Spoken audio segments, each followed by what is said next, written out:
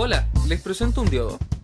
Claro, este no es un diodo de verdad, es en realidad su símbolo eléctrico.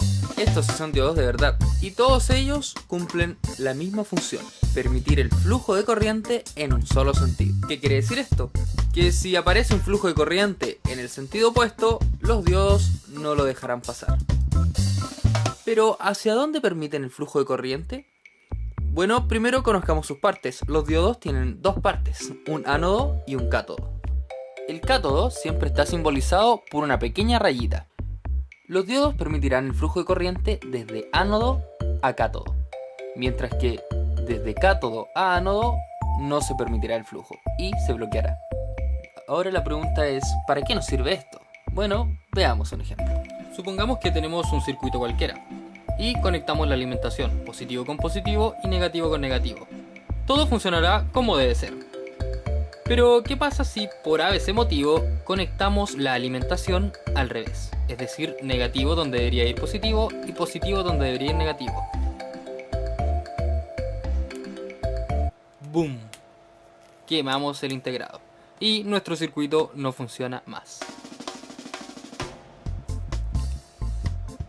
De hecho, podemos probar a conectar nuevamente como debería ser y veremos que el circuito ya no funciona.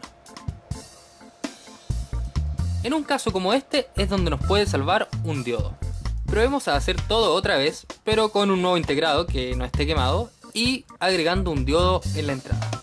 Conectamos positivo con positivo, negativo con negativo y el circuito funciona como debe ser. Luego invertimos la fuente de alimentación para intentar quemar el circuito. Vemos que no sucede nada. El integrado se mantiene intacto y no explotó nada. Probemos a conectar nuevamente como corresponde y veremos que el circuito aún funciona. ¿Por qué pasó esto? Esto pasó porque el diodo rectificador nos protegió. Al intentar conducir la corriente en forma inversa, el diodo rectificador impide el paso de la corriente y por ende el circuito no se completa y no fluye corriente. Por ende el circuito está a salvo. Usar diodos de esta forma en los circuitos se conoce como protección contra inversiones de polaridad. Pero no todo es gratis en la vida. Podemos usar diodos rectificadores, pero ellos consumen un poco de voltaje. Esta caída de voltaje de los diodos generalmente se especifica en su hoja de datos y la podemos encontrar como VF o Forward Voltage, que sería algo así como caída de voltaje en inglés. Esta caída de voltaje es el voltaje que consume el diodo y tenemos que tenerla siempre en cuenta para diseñar cualquier circuito. Por ejemplo, supongamos que tenemos un circuito donde hay que encender un LED. El LED consume 3 voltios, así que lo lógico sería alimentarlo con 3 voltios. Pero si ponemos entre medio un diodo rectificador para proteger nuestro circuito, el diodo consumirá 0,7 voltios. Esto quiere decir que los 3 voltios que le queríamos entregar a nuestro LED ya no llegarán completos, ya que el diodo le ha quitado 0,7.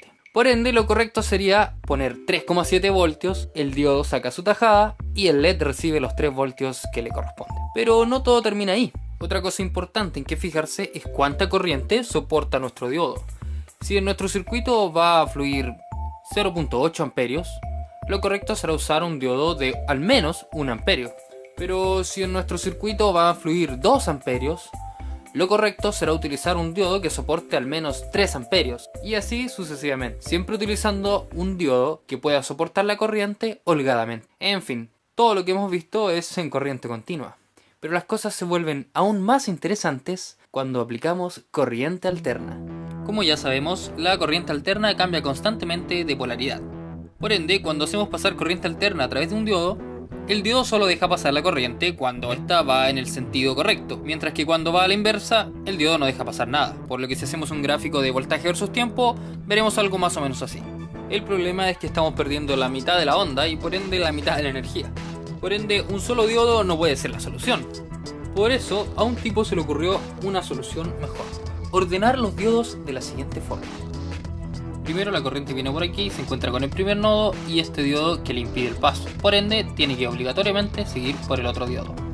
Luego, la corriente viene de vuelta y sigue el siguiente camino, por el mismo principio. Luego, la polaridad se invierte y ahora la corriente sigue por acá, se encuentra el primer nodo y otra vez un diodo que le impide el paso, teniendo que seguir obligatoriamente por el diodo que queda. Al volver la corriente, sigue la misma lógica y sigue su camino por el diodo que le permite el paso.